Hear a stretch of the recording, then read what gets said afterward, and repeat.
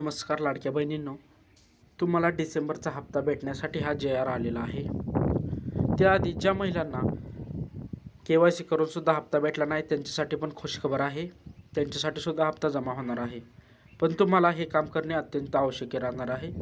ते आपण पुढे पाहणारच आहोत. त्याआधी हा हप्ता कोणाला भेटणार आहे हे सुद्धा जाणून घेऊ. चॅनलवर जर नवीन आला असाल तर चॅनलला सबस्क्राईब करायला विसरू नका. तर जरा हे वेळ घालवता आपण आपल्या आजच्या व्हिडिओला चालू करूया. लाडकी बहीण योजनेचा लाभ अग्रिम स्वरूपात देण्यास मज्जाव. मुंबई दिनांक 12 महानगरपालिका निवडणुकाच्या पार्श्वभूमीवर राज्यात आदर्श आचारसंहिता लागू असताना लाडकी बहीण योजनेचा नियमित किंवा प्रलंबित लाभ देता येईल. परंतु जानेवारी महिन्याचा लाभ अग्रिम स्वरूपात देण्यास राज्य निवडणूक आयोगाने मज्जाव केला आहे. तसेच लाडक्या बहिणींना मकर संक्रांतीचे मोठे भेट. 14 जानेवारीपूर्वी लाडक्या बहिणींच्या खात्यात डिसेंबर व जानेवारी महिन्याचे 3,000 रुपये जमा होणार आहेत. अशा आशयाच्या प्रसिद्ध झालेल्या बातमीच्या आधारे राज्य निवडणूक आयोगाकडे विविध तक्रारी प्राप्त झाल्या होत्या.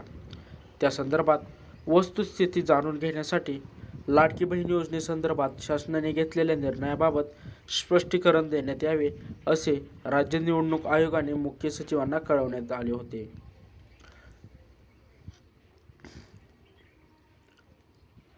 राज्य निवडणूक आयोगाने 4 नोव्हेंबर 2025 रोजी स्थानिक स्वराज्य संस्थेच्या निवडणुकांसाठी आदर्श संचार आचारसंहितेबाबत एकत्रित आदेश निर्गमित केले आहे.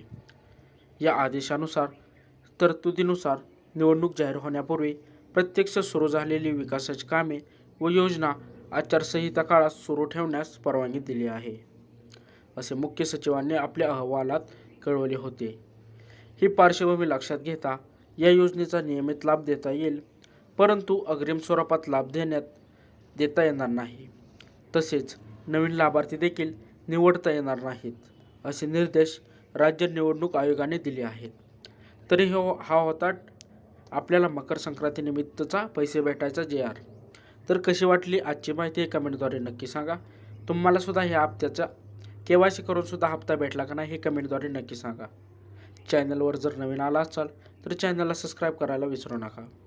तर भेटू अशाच आपण पुढच्या योजनेची माहिती घेऊ. धन्यवाद.